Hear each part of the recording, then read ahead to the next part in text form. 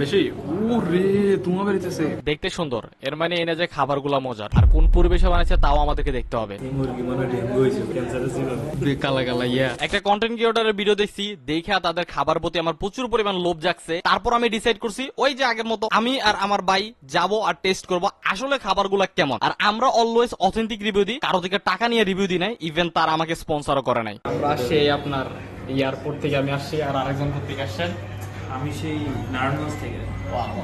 আমরা যে রেস্টুরেন্টে গেছিলাম সেই রেস্টুরেন্টের লোকেশন হয়েছে সাউথ বনশ্রীতে। তারপর তারা আমাদেরকে সিগনেচার আইটেমের মেনুটা দেয়, দেন আমরা আমাদের পছন্দ মতোই 3টা আইটেম টোটাল অর্ডার করি। এটা হলো সিজলিং বার্গার এন্ড চিজ, যেখানে গরম গরম চিজের উপরে বার্গারটা দেওয়া হয়। দেখতে অনেক আকর্ষণীয় ছিল, আর এটা ছিল বলে তাদের ইউনিক স্টাইলে প্রেজেন্টেশন। নেক্সট যেটা ছিল বেসিক্যালি এইটাই আমি ভিডিওতে দেখা দেন ওদের রেস্টুরেন্টে গেছি। বেসিক্যালি ওদের মেনুতে ছিল চিকেন ললি ইন চিজ, যেটাই আমি খাইতে গেছি আমি মনে করছি এইটা। অর্ডার করার পর আমি পাইছি এইটা।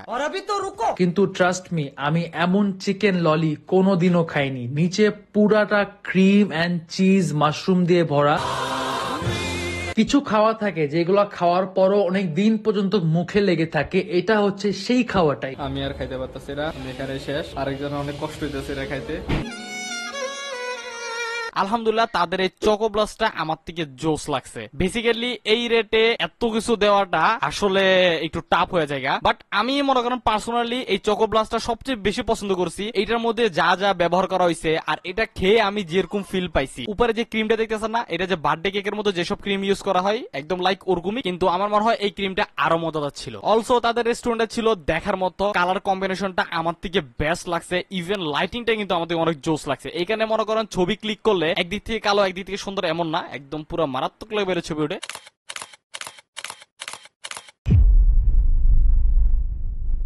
কিছু ফুড ব্লগার আছে, তারা টাকার জন্য খাবারগুলোকে আমাদের কাছে এমন ভাবে প্রেজেন্টেশন করে যে দুনিয়ার সব রেস্টুরেন্ট থেকেই ওই জায়গার খাবারটা ওয়ান অফ দ্য বেস্ট। আর বাস্তবতা কি জানেন, ওই যে আমরা নর্মাল দোকানে যেসব ফুড খাই ওভারঅল সেমই, স্পেশাল কিছু না। সো আজকের জন্য এই পর্যন্তই। ভিডিও ভালো লাগলে লাইক, ফলো, শেয়ার করে দিও। Thank you for watching, by.